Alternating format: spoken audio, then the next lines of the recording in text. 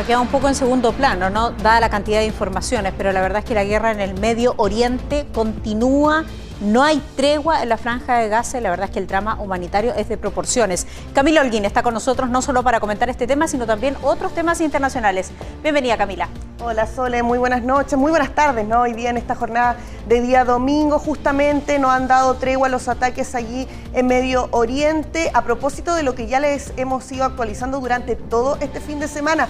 Me gustaría decirles que estas imágenes no son recientes, pero sí lo son. Hace instantes atrás, nuevamente, estos bombardeos, estos ataques, ¿no? Allí en la Franja de Gaza, a propósito de lo que ocurre entre los enfrentamientos entre Israel y Hamás. Justamente una imagen que se ha mantenido desde el día de ayer. De hecho, hace instantes ya notábamos nuevamente estos cohetes, estos misiles que han alcanzado tierra, alcanzando también ahí a civiles, lamentablemente, a quienes justamente son los más, digamos, damnificados en este tipo de situaciones, la frontera de Gaza. A raíz de esto, mucha atención porque se sufre un nuevo corte de las líneas telefónicas, también de internet en ese sector a propósito de esta situación, y es el tercer día, ¿no?, desde que se inició el conflicto entre Israel y Hamás el pasado 7 de octubre. La ofensiva militar de Israel sobre el enclave palestino ha dejado casi 9.500 muertos, lamentablemente una cifra que además ha ido en constante aumento, lo sabemos, preocupante además por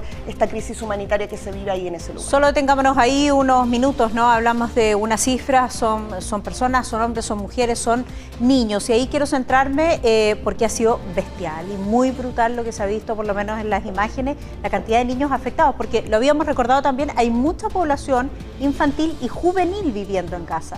Sí, justamente, y no solamente personas que viven en Palestina, sino que también extranjeros, personas que habitan en esa zona y donde lamentablemente los civiles siempre son quienes reciben el mayor de los daños entre estos enfrentamientos. Están ahí, ¿no?, en fuego cruzado entre Israel y Hamás, y se ha mantenido latente, por cierto, la situación en ese lugar. De hecho, los refugios que han sido bombardeados en las últimas horas, dos de ellos, el de Jabalía o Jabalía, ¿no?, como se conoce, y también el último que fue allí en el sector de la Franja de Gaza, específicamente en Al-Masai, ha tenido y ha causado estas consecuencias aún mayor todavía en los niños y en estos jóvenes que viven allí en esa zona. El presidente de la Autoridad Palestina, Mahmoud Abbas, ha pedido nuevamente este domingo ante el secretario de Estados Unidos, Antony Blinken, este alto al fuego inmediato, como no, después de estas imágenes allí en la Franja de Gaza. De hecho, los refugiados, como bien decíamos, de Masai y Jabalia, quienes han recibido estos daños en las últimas horas, donde se han intensificado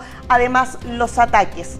Muy importante, Sole, además, el ejército israelí ha afirmado que con su incursión terrestre en la Franja de Gaza y en estas imágenes que veíamos hace instantes, consiguió partir ese territorio palestino en dos en medio de estos bombardeos que han sido significativos contra el movimiento islamista Hamás. No, impresionante lo que ha ocurrido con una población que ya estaba muy sofocada, ¿no?, por la fuerza israelíes, quiero decir, y que ahora vemos consecuencias fatales, ¿no?, con esta cantidad de personas fallecidas. Solo una pregunta, ¿ha funcionado el paso hacia Egipto, que no era para todos?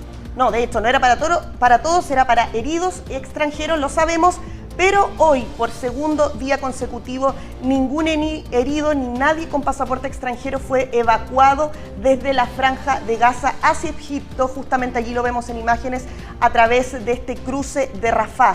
Por segundo día consecutivo, las personas han quedado literalmente varadas en ese punto, detenidas, no pueden cruzar, y con cierta incertidumbre y, por cierto, preocupación de saber qué va a pasar con su futuro, qué van a hacer en esa zona, porque además los insumos se acaban, no hay agua, no hay bienes básicos, se acaba el alimento también, y ahora además con este corte en las comunicaciones, lo que es internet y también líneas telefónicas, que la verdad preocupan bastante allí con lo que está ocurriendo. Este paso fronterizo está cerrado, obviamente lo han dicho también desde Hamás, según afirman, porque Israel está prohibiendo entonces el paso de los heridos a Egipto y está imposibilitando que los curen, según lo que ha dicho Hamás.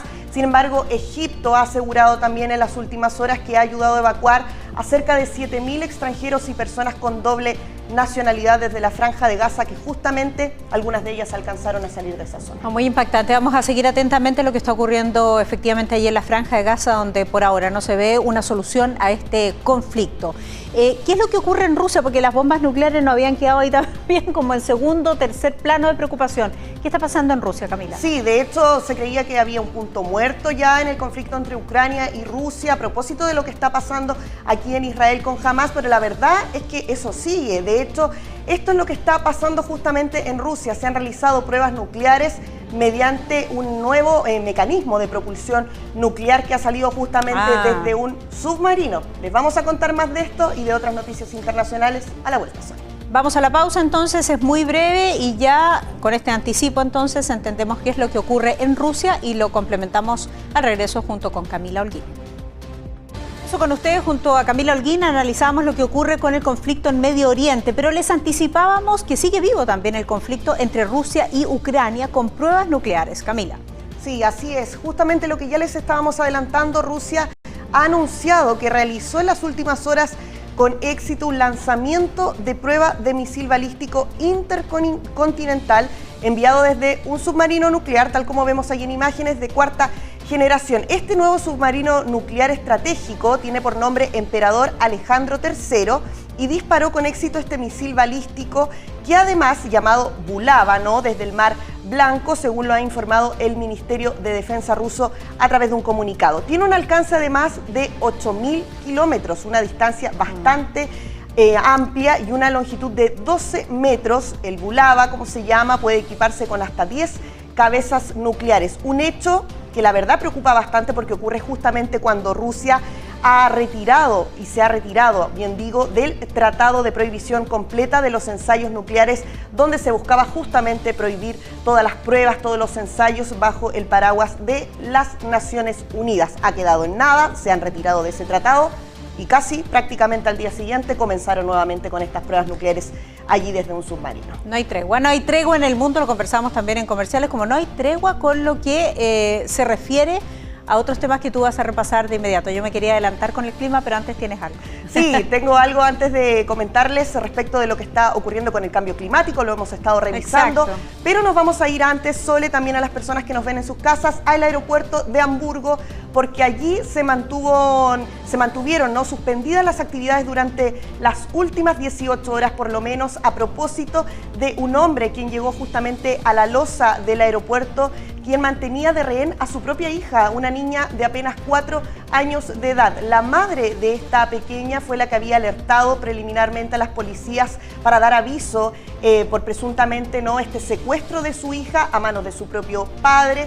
Allí se hizo, como vemos en imágenes, un operativo, un despliegue completo para poder entonces controlar esta situación, detener al hombre. Eso ocurrió en definitiva, entró a esta losa del terminal del aeropuerto, el hombre sin ningún inconveniente, finalmente después de 18 horas se entregó a la policía. Su hija afortunadamente también se encontraba sin ningún problema de salud. En el lugar, eso sí, lo que preocupó bastante fue que este hombre disparó varias veces al aire, lanzó además bombas Molotov sin producir daños, pero sí estuvo ahí paralizada la actividad en el aeropuerto de Hamburgo casi 18 horas, la verdad bastante preocupante. Y como bien decíamos, se entregó sin ofrecer resistencia. La niña se encuentra en buen estado de salud, afortunadamente, ya lo decíamos, después de este secuestro, ¿no?, que en que había participado el propio padre a su hija menor de 4 años.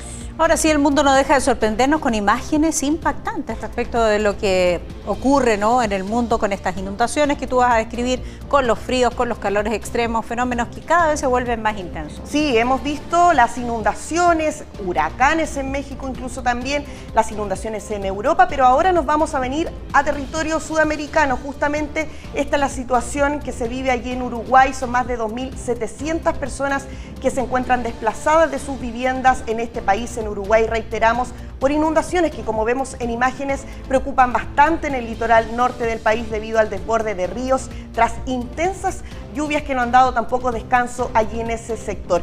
El país está registrando importantes precipitaciones atribuidas al fenómeno climático del Niño, lo hemos visto también acá en nuestro país, tras sufrir meses además problemas de abastecimiento de agua potable en la región causados por la peor sequía en 7 décadas en dicho país. El Niño, bueno, ya lo comentábamos, causó daños y afectaciones similares en Argentina, Paraguay, que lo vamos a revisar posteriormente, y también en Brasil. En este último país, de hecho, ya van 7 personas que lamentablemente han fallecido por un temporal que provocó destrozos en el estado brasileño de Sao Paulo. Anegamientos en las calles, caídas de árboles, fuertes vientos, destrozos en viviendas en al menos 40 ciudades en lo que se ha registrado en Brasil y, como podemos ver aquí en imágenes, en Uruguay. Y nos vamos a mover un poquito más allá, nos vamos hasta Paraguay. Porque vecinos además, también se han visto acá combatiendo lo que ha sido el fenómeno del Niño, intensas lluvias, inundaciones, crecidas de río que han causado muertos, desaparecidos y miles de evacuados en los últimos días, en lo que las autoridades atribuyen justamente a lo que ya conversábamos, ¿no? El fenómeno del Niño. Afirman además, mucha atención con esto, que este fenómeno meteorológico podría extenderse a los primeros meses también del año 2024, así que mucha atención con eso y preparándonos también para ver cómo va a suceder acá en nuestro país, en Chile. Al menos 3 personas murieron lamentablemente aquí en Paraguay y 2 permanecen todavía desaparecidas tras los temporales, ¿no?, que han azotado el país en los últimos 5 días a propósito de esta misma situación.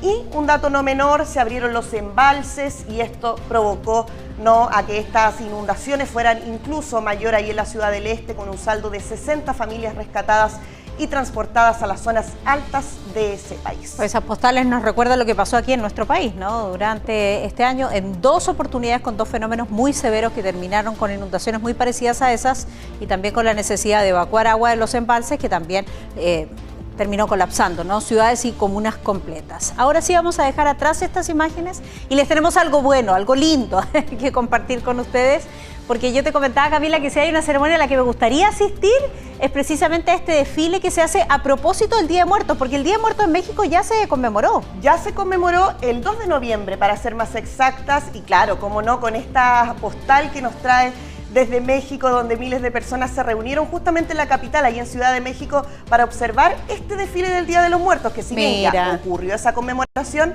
mira estas imágenes, un desfile con una preparación increíble de estas personas que llegaron en familia para esta conmemoración de una de las festividades que bien sabemos son de las más significativas para los mexicanos y mexicanas. Decenas de bailarines desfilaron por el Paseo de la Reforma, una de las avenidas más importantes de esta capital, como podemos ver, con atuendos que simulaban esqueletos o con inmensas máscaras de cráneos, donde también... Catrina. Sí, una maravilla, donde también se observaron figuras de calaveras disfrazadas con trajes típicos mexicanos al ritmo de la música tradicional y, como tú bien complementabas, Sole, con estas catrinas, ¿no? Incluso este año acá en nuestro país se vio bastantes personas disfrazadas de catrina, haciendo alusión justamente a esta celebración que es tan típica de México. Bueno, y lo mismo es que básicamente nos indica que hay que hacer estos altares y recordar a las personas que ya han partido, porque así permanecen vivas siempre, siempre están entre nosotros, e incluso las mascotas, los perros y gatos también son como muy protagónicos del Día de Muertos. Sí, así es, que el recuerdo se mantenga así. Que se mantenga. Qué gusto compartir el set. Muchas gracias, Camila, que estés muy bien.